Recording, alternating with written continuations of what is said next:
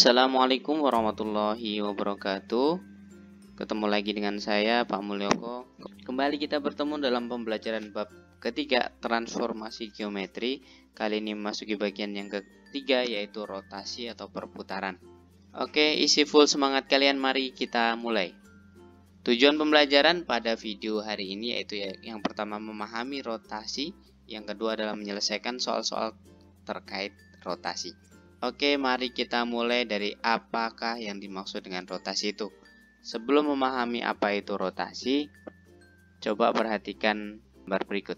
Ini salah satu contoh dari rotasi, ya. Pergerakan dari jarum pada jam ini adalah pergerakan rotasi. Dia berputar dengan pusatnya di tengah. Selanjutnya contoh yang lain adalah kincir angin. Baling-baling pada kincir angin ini bergerak berputar, ya. Kalau tadi ini jarum jam ini ke kanan, ini baling-balingnya berputar ke kiri. Nah, ini nanti akan membedakan arah dari pergerakan rotasi itu. Satu contoh lagi ada biang lala. Ini juga merupakan salah satu contoh dari gerakan rotasi. Dia berputar dengan satu titik pusat di tengahnya. Pengertian rotasi atau perputaran itu adalah transformasi yang memindahkan suatu titik ke titik lain dengan sudut dan arah perputaran terhadap titik pusat tertentu. Nah, ini tadi contohnya, ya, masing-masing punya pusatnya. Nah, pusatnya ada di tengah. Besar sudut dari bayangan dan titik awal disebut dengan sudut rotasi. Nanti lebih jelasnya di contoh soal. Nah, yang perlu kalian ingat dalam rotasi ini adalah arah perputaran itu dibagi menjadi dua. Yang pertama, arah positif itu kalau dia berlawanan dengan arah jarum jam. Contohnya seperti kincir angin ini. Dia berputar berlawanan arah dengan jarum jam. Nah, kalau arah negatif dia searah dengan jarum jam. Nah, kalau jarum jam kan berputarnya ke arah kanan, ya. Seperti ini. Nah, dia berputar ke arah kiri. Ya, bisa dipahami sekali lagi, kalau searah dengan jarum jam maka arahnya negatif. Sedangkan kalau berlawanan dengan arah jarum jam maka nilainya adalah positif untuk sudutnya. Oke, untuk lebih jelasnya ke contoh soal ini, ya. Rotasi suatu titik dengan titik pusat titik asal 0 atau 0,0. Sebuah pesawat mainan berada pada koordinat A 4,2. Kemudian pesawat itu berputar sebesar 90 derajat berlawanan dengan arah jarum jam. Kemudian pesawat itu melanjutkan berputar kembali sebesar 90 derajat berlawanan arah jarum jam. Di manakah koordinatnya sekarang? Terlebih dahulu kita gambarkan dulu, ya. Misalkan ada suatu pesawat di koordinat titik A 4,2. Oke, kita gambar dulu titik A pada koordinat kartesius.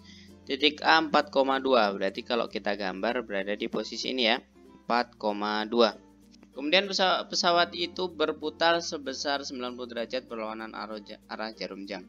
Nah, kalau berputar berarti pusatnya di sini, ya, melalui 0,0. Kalau kita buat jadi seperti ini. 90 derajatnya yang mana sih? Ini. Dia akan membentuk sudut siku-siku ini, ya. Kalau dia berputar 90 derajat berarti dihitungnya dari sini, ya, 90 derajat. Besar ini adalah 90 derajat. Yang tadinya A di sini maka akan berpindah menjadi di sini A aksennya.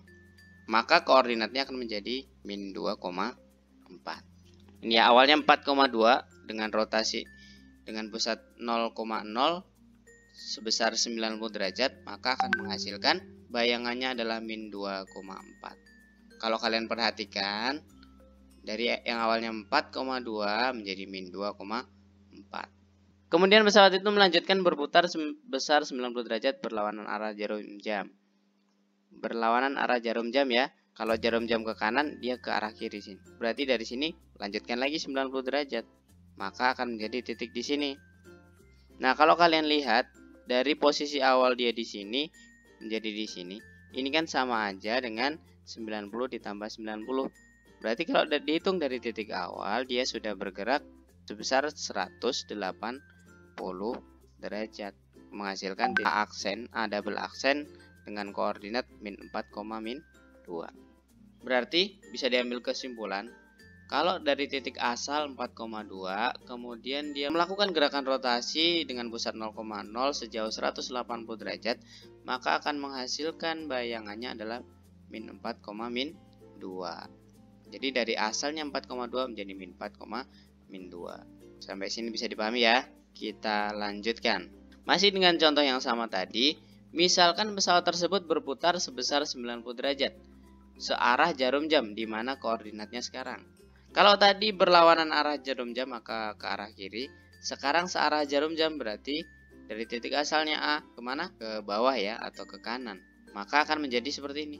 Sebesar 90 derajat sama, ini menghasilkan sudut siku-siku. Maka akan berada di sini. Koordinatnya menjadi 2,-4.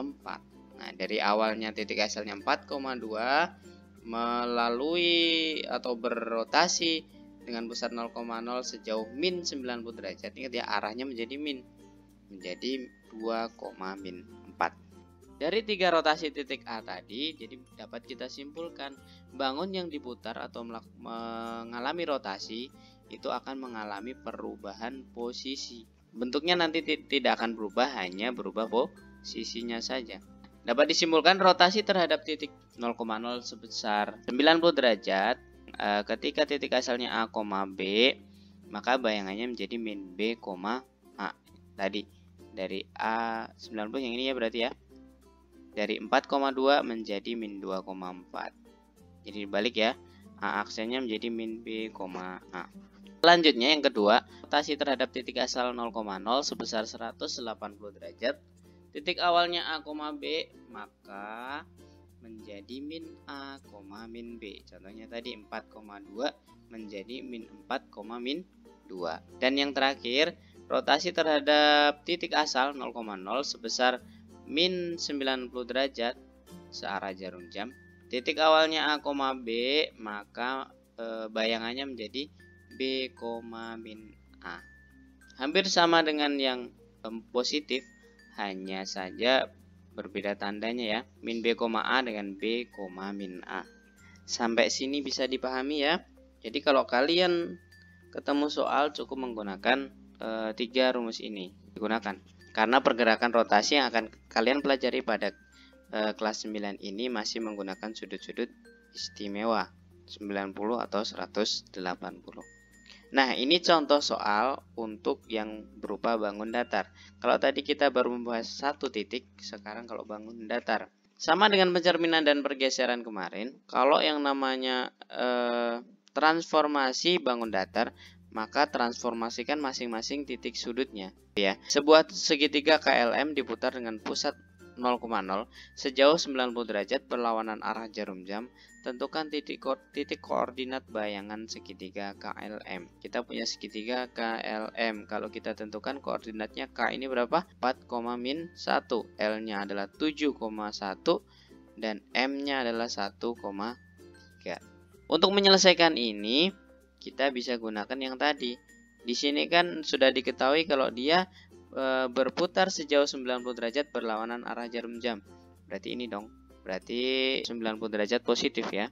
Kita bisa gunakan rumus ini. Yang awalnya A itu A, B, K bayangannya menjadi min B, A. Kita punya 3 titik. Nah, ini ketiga titiknya kita lakukan rotasi dengan ini ya. Pusatnya 0,0 dan sudutnya 90 derajat. Yang pertama K. K-nya 4,-1. Berarti A-nya 4, B-nya min 1. Akan menjadi min B. B-nya kan min 1 ya. Min 1 berarti menjadi 1,4. Itu titik selesai. Yang kedua, L 7,1. Berarti A-nya 7, B-nya 1. Tinggal dibalik ya, berarti L-nya menjadi min 1,7. Yang terakhir 1,3. Dengan rotasi 90 derajat berlawanan arah jarum jam, maka M aksennya menjadi min 3,1. Tinggal dibalik, yang depan kasih min ya. Nah, kita sudah ketemu 3 titiknya. Jadi selesai kan? Nah, untuk membuktikan apakah titik-titik ini benar, coba kita kerjakan pada koordinat kartesius ini. Kita lakukan rotasi pada ketiga titik sudutnya, K, L, dan M. Pertama kita mulai dari K. Kalau kita lakukan rotasi 90 derajat ini ya, seperti ini, maka ke arah sini ya, straight. Jadi di sini koordinatnya, betul kan? 1,4. Selanjutnya L, rotasi 90 derajat menjadi min 1,7 ya, ini sama. Kemudian M, rotasi 90 derajat berlawanan arah jarum jam menjadi min 3,1. Ya, ketiganya sesuai ya. Berarti kalau ketemu soal seperti ini, ketika kalian hanya diminta tentukan koordinat, tidak perlu menggambar, sudah bisa menentukan titik koordinatnya. Gitu ya. Ini tadi hanya untuk memastikan apakah jawabannya benar atau salah. Nah, ini segitiga hasil bayangannya. K aksen, L aksen, dan M aksen. Bisa dipahami ya? Udah ya? Kita lanjutkan ke satu contoh soal lagi. Ini agak sedikit beda dengan yang tadi. Kalau tadi pusatnya adalah 0,0, sekarang pusatnya salah satu titik pada segitiga ini. Tentukan bayangan segitiga PQR jika diputar sebesar 90 derajat searah dengan jarum jam dengan pusat rotasi titik P. Pusat rotasinya salah satu titik sudutnya, bukan lagi 0,0 ya. Yang kita ketahui kan P-nya ini 1,1, ini sebagai pusat rotasinya nanti. Q-nya adalah min 4,3 dan R-nya adalah min 6,1. Kita rotasikan searah jarum jam. Karena P-nya ini sebagai pusat rotasi, maka ketika diputar dia akan tetap di sini karena di sini yang diamnya ya. Dia pusat rotasinya, maka dia akan tetap di sini. Selanjutnya, berarti hasilnya tetap nanti bayangan dari P itu tetap 1,1. Titik Q yang kita rotasikan. Kita rotasi 90 derajat ke arah jarum jam, berarti ke arah sini ya, ke arah kanan. Maka akan menghasilkan titik di sini. Q aksennya adalah 2,5. Nah, yang terakhir R-nya kita rotasi 90 derajat searah jarum jam, maka menjadi min 2,7. Maka terbentuklah nanti ini segitiga P aksen, Q aksen, dan R aksen dengan P-nya tetap karena dia sebagai pusat rotasinya. Maka hasilnya ini ya, dengan rotasi pusatnya 1,1 min 90 derajat arahnya karena searah jarum jam nilainya negatif, menghasilkan P-nya tetap 1,1, Q-nya 2,5, Q aksennya, dan M aksennya, mohon maaf ini R aksennya adalah min 2,7.